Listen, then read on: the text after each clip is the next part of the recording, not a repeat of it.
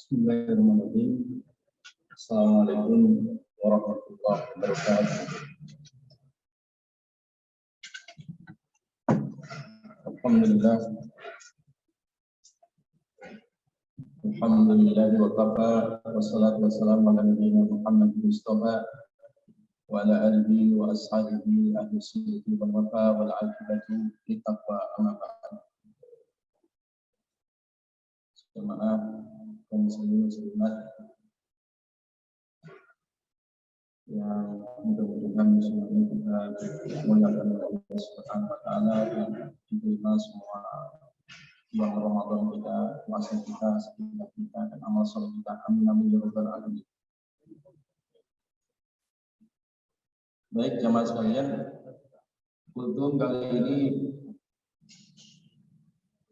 saya diberi judul tentang memperbanyak sholat sunnah.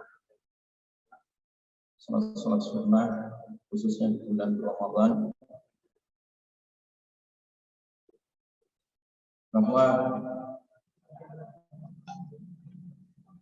Imam Ibnu Hajar Al-Asqalani di dalam kitab Bulughul Maram di bab tentang an-nawafil, sholat sunnah. Beliau menukil satu riwayat dari sahabat Rabi'ah bin Ka'ab Al-Aslami. Itu salah seorang sahabat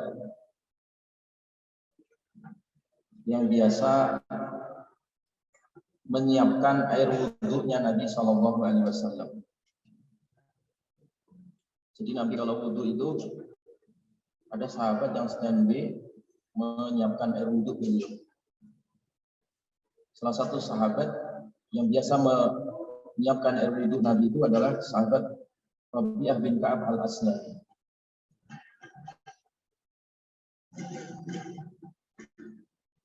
Ketika selesai wudhu, Nabi SAW menawarkan sesuatu kepada sahabat Rabi'ah bin Ka'ab Al-Aslami. Sal, wes sahabatku mintalah, kamu minta doa, saya akan doakan. Minta apa, aku akan beri. Fakultu, sahabat ini berkata, aku berkata, as'aluka murafaqataka fil jannah. As'aluka murafaqataka fil jannah. Ya Rasulullah, permintaanku hanya ingin supaya aku bersamamu di surga. Jadi permintaan yang sangat tinggi sekali. Jadi sahabat Al-Aslam ini nggak minta rumah, nggak minta emas, dinar, harta, benda, jabatan, tidak. Dia hanya satu yang diinginkan. Dunia dia nggak tertarik. Yang beliau tertarik itu adalah saya ingin bersamamu ya Rasulullah di surga. Ingin menjadi sahabatmu tidak hanya di dunia tetapi di surga. Ke bawah sampai surga. Kemudian Nabi bertanya lagi, awal ghairu dzalik, apa enggak lain pertanyaan dan permintaanmu itu? Kamu enggak minta lain lagi? Benar itu. Huwa dzak, itu ya Rasulullah, itu saja, enggak ada yang lain. Qala, kemudian Nabi sallallahu alaihi wasallam bersabda, fa'inni ala nafsika bikasratis sujud. Kalau begitu, ayo tolong aku. Kita sama-sama ya, tekadkan dirimu untuk memperbanyak sujud. Jadi untuk memperbanyak sujud. Apa yang dimaksud dengan memperbanyak sujud? Nah, disinilah Ibnu Hajar Al-Asqalani menjelaskan memperbanyak sujud itu yang dimaksud adalah sholat nawafil, sholat sunnah. Artinya apa? Kalau orang ingin surganya bareng dengan Nabi Shallallahu Alaihi Wasallam, banyaklah sholat nawafil atau sholat sunnah. Hadis ini juga diriwayatkan oleh Imam Nawawi. Beliau mensyarah hadis ini di dalam Sahih Muslim. Fihi al-hassu ala kasratus sujud. Jadi hadis ini itu memotivasi kita supaya memperbanyak sholat sunnah dengan memperbanyak sujud tadi. Artinya apa dengan memperbanyak sujud itu? Ternyata seseorang itu bisa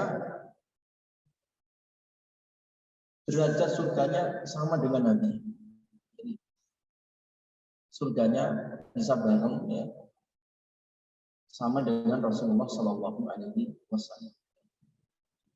Ini kata kuncinya jemaah sekalian. Jadi ketika orang memperbanyak sujud, itu berarti dia telah menaikkan level derajatnya. Ya. Kalau seandainya levelnya rendah di surga, dia akan dinaikkan oleh Allah sebab sujud ini. Sebab sujud ini. Ya. Karena tidaklah orang sujud itu ya, kecuali derajatnya dinaikkan oleh Allah di dunia dan juga di akhirat. Di akhirat maksudnya itu surganya dinaikkan sampai ke level surga Firdaus. Fa idza sa'altumul jannah fas'alun al-firdaus. Kalau kalian minta surga, sekalian mintanya adalah surga Firdaus.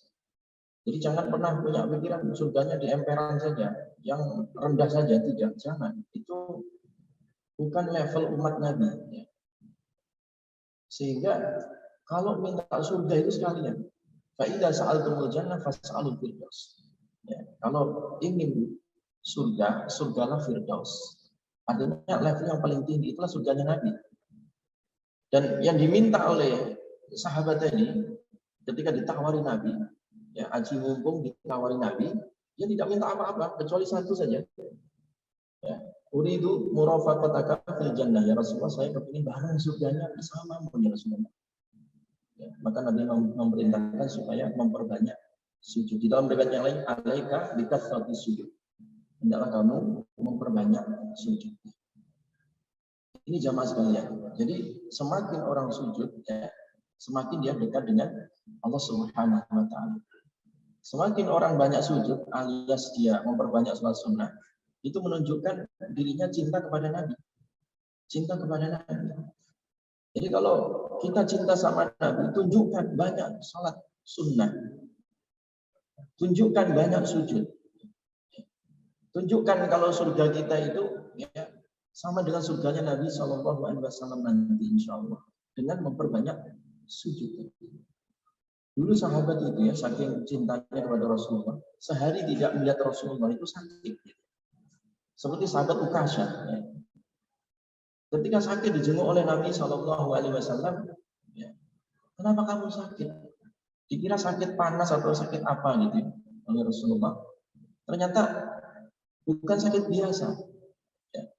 Sakit gara-gara saking cintanya kepada Nabi Shallallahu Alaihi Wasallam. Sehari nggak lihat Nabi itu sakit, sahabat Ukasyah. Ya. Kenapa engkau sakit? Maka dijawab oleh sahabat ini, ya Rasulullah, aku sakit karena aku berpikir.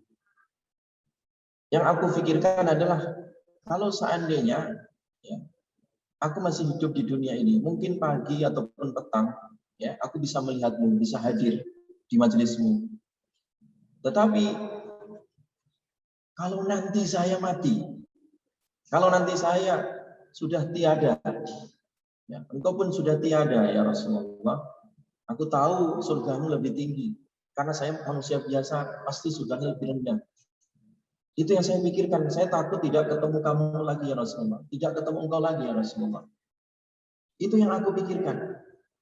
Ini saking cintanya sahabat kepada Nabi Shallallahu Alaihi Wasallam. Maka Nabi terdiam ya, dan tidak bisa menjawab sambil menunggu wahyu. Benar juga ya. Di dunia bisa ketemu, nanti di akhirat ketemu juga atau tidak. Maka turunlah surat An-Nisa ayat 69 itu, wa may yuti'illaha wa rasulahu fa ulaika ma'al ladzina an'ama Allah. Sesungguhnya ya, siapa saja yang dia taat kepada Allah, taat pada Rasulnya, faulaika ma'al ladzina an'ama Allahu 'alaihim minan nabiyyina was-siddiqina wasyuhada'i was-shalihin wa hasuna ulaika rafiqa. Jadi orang itu kalau taat pada Allah, taat pada Rasulnya. Yang dimaksud taat pada Rasulnya tidak hanya sekedar kita menjalankan perintah Nabi, tapi mencintai Nabi tadi. Nah, bukti mencintai Nabi dengan memperbanyak salat sunnah itu. Kalau bisa seperti itu, ya, maka orang tersebut levelnya dinaikkan oleh Allah. Dia selevel surganya nanti bersama siapa? Ya, ma'alladzina an'ama Allahu 'alaihim, bersama orang-orang yang telah Allah beri nikmat pada mereka. Siapa? Minan nabiyina, dari para nabi, wasiddiqina, dan orang-orang yang siddiqin, wasyuhada, dan orang-orang yang mati syahid, ya, wassalihin, dan orang-orang saleh, wa hasuna ulaika rafiqa, dan mereka itu adalah sebaik-baiknya teman. Mereka itu ternyata adalah sebaik-baiknya teman. Coba sekalian. Artinya apa?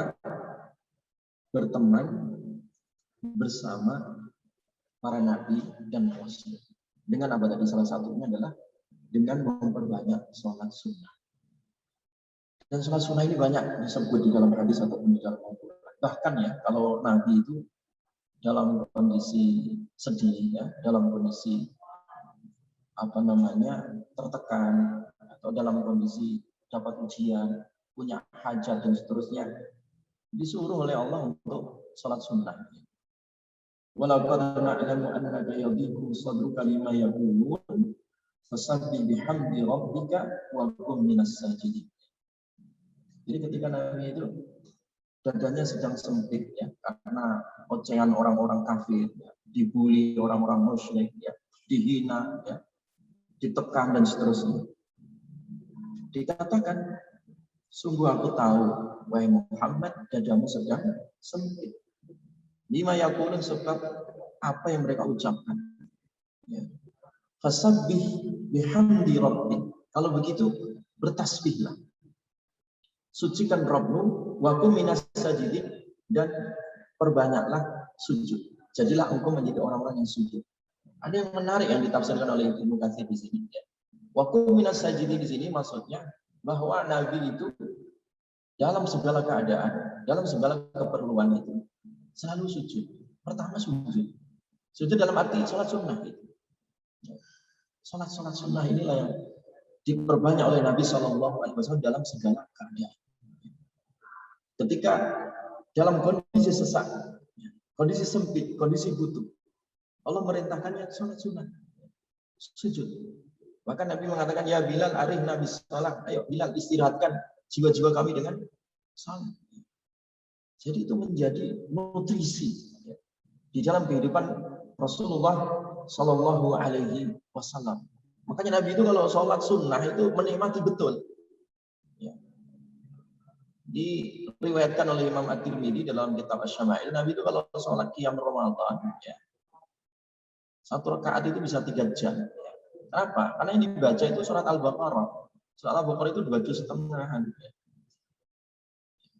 Itu kalau bacaannya pelan itu bisa 3 jam itu. Ya. Rukuknya seperti berdirinya, sujudnya seperti berdirinya.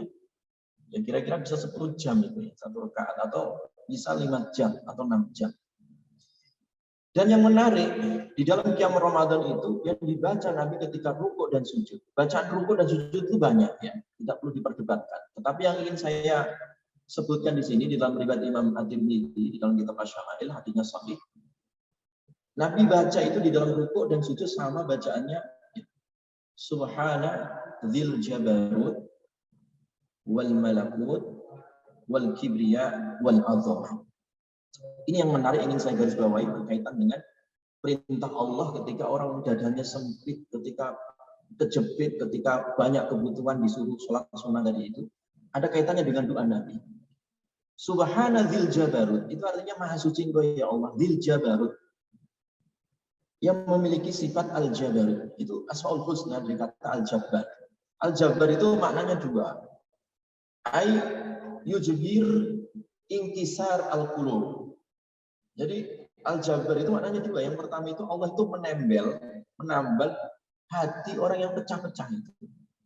Orang hatinya sempit, orang hatinya itu lagi susah, orang hatinya lagi sedih, hatinya lagi pecah-pecah, ditempel sama Allah, dirangkai kembali. Itu namanya al-jabbar. Ada kalanya al-jabbar maknanya itu adalah Allah yang menundukkan atau mengalahkan musuh-musuhnya. Ya.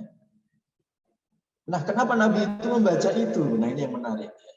Mungkin jarang diperdengarkan doa itu tadi yang biasa orang baca sujud dan subhanarabbiyal azim wa bihamdi atau subhanarabbiyal a'la wa bihamdi. Tapi Nabi itu kalau sholat sunnah, khususnya qiyam Ramadan, rukuk sujudnya baca ini, subhana din jabarut. Allah, yang maha suci Allah, yang memiliki sifat al-jabbar, jabarut tadi itu. Jabarut itu maknanya dua tadi, yang menempel hati manusia yang pecah-pecah tadi, atau yang menundukkan, mengarahkan musuh-musuh. Manusia ini jamaah sekalian. Kenapa Nabi tadi itu disuruh sujud banyak sholat sunnah tadi, ketika saat tertekan. Ya, wakum minas sajidin tadi. Itu karena apa? Dengan rukuk dan sujud tadi itu ada doa tadi yang membuat hati manusia itu menjadi tenang, ya. Menjadi tertambal yang asalnya pecah-pecah, ya. Sobek-sobek hatinya itu ditambah. Itu namanya jabar atau jabar. Ya. Nah kita dengan mensucikan Allah melalui rukuk, sujud, sholat sunnah tadi itu, hati manusia itu akan terangkai kembali. Ya. Akan terangkai kembali. Makanya Nabi itu salah satu obat, ya, nutrisi yang dikonsumsi oleh Nabi itu salat sunnah. Wajulilat qurratu aini fis shalah. Ya, dijadikan salat itu sebagai pelipur lara di dalam jiwaku. Ini jamaah sekalian, ya. Saya tidak akan menyebutkan macam-macam salat sunnah yang begitu banyak, ya. Cuma yang ingin saya sampaikan tadi, ya, bahwa salat sunnah itu adalah salat yang di luar salat fardu itu. Ya. Entah nanti itu disebut sholat qobliyah atau ba'diyah yang disebut sholat sunnah rawatib, atau sholat sunnah yang lain, sholat duha, ya, sholat qiyam Ramadan, tarawih dan seterusnya, ya, dengan berbagai namanya. Ya. Silahkan, ya, dikerjakan semampunya, ya, dikerjakan semampunya, dan mulai belajar. Dulu ada seorang tabi'in, ya, yang ketika sholat sunnah itu niatnya hanya 2 rakaat. Hanya 2 rakaat aja dia niat. Tetapi ketika dia sholat, betul-betul serius sholatnya, menikmati khusyuk. Ketika sujud enak, nikmat, dia tambah. Sampai bisa 1000 rakaat. Bahkan sahabat Utsman itu saking menikmati sholat sunnah malam itu, beliau itu kalau sholat sunnah malam, baca Al-Quran 30 juz itu dalam 1 rakaat jamaah sekalian. Bagaimana 1 rakaat Ustaz? Oh saya aja 1 juz itu bisa 3 jam misalnya. Ya, itu bacaan Bapak, jangan diukur di situ. Ya. Ini bacaannya Utsman. Saya kemarin sebelum Ramadan uji coba salah satu santri saya supaya setor hafalan 30 juz sekali duduk. Itu saya tes 11 jam, Pak. Itu santri level SMA ya. Ini Utsman udah senior ini, beda lagi itu. Bisa 8 jam ya, bisa 7 jam ya kalau orang itu udah banyak bacaannya. Ya, masuk akal gitu ya. Masuk akal kalau Imam Syafi'i khatam 30 juz itu 60 kali sebulan. Masuk akal, Pak. Imam Syafi'i levelnya pembacaannya cepat, ya, lancar gitu ya. Jangan diukur dengan bacaan kita gitu. Masuk akal gitu. Nah, mereka bisa menikmati itu tadi karena memang sudah meresap gitu ya. Maka kata sahabat Utsman itu, lau tahurat qulubukum ma syabi'at min kalami rabbikum. Kalau orang itu hatinya udah bersih, itu nggak ada kata puas itu. Kepengen nambah ya, kayak Bapak makan kolak sahur atau buka. Nikmat ya, nambah ya, nambah. Ya gitu sama. Itu nutrisi perut ya. Kalau nutrisi hati tadi itu, ketika hati kita bersih dengan bacaan Quran ya, dengan sholat sunnah dan seterusnya, tasbih, tahmid dan seterusnya, itu semakin nikmat, semakin meresap. Karena itu adalah nutrisi hati dan jiwa kita. Mudah-mudahan Allah Subhanahu wa taala memudahkan kita semua untuk senantiasa memperbanyak sholat-sholat sunnah khususnya di bulan Ramadan ini, ya. Mudah-mudahan diiringi dengan keikhlasan, ya, kekhusyuan, sehingga menambah baik hati kita, menambah baik akhlak kita. Amin amin ya rabbal alamin. Demikian kurang lebihnya mohon maaf. Subhanallah wa bihamdihi. Assalamualaikum warahmatullahi wabarakatuh.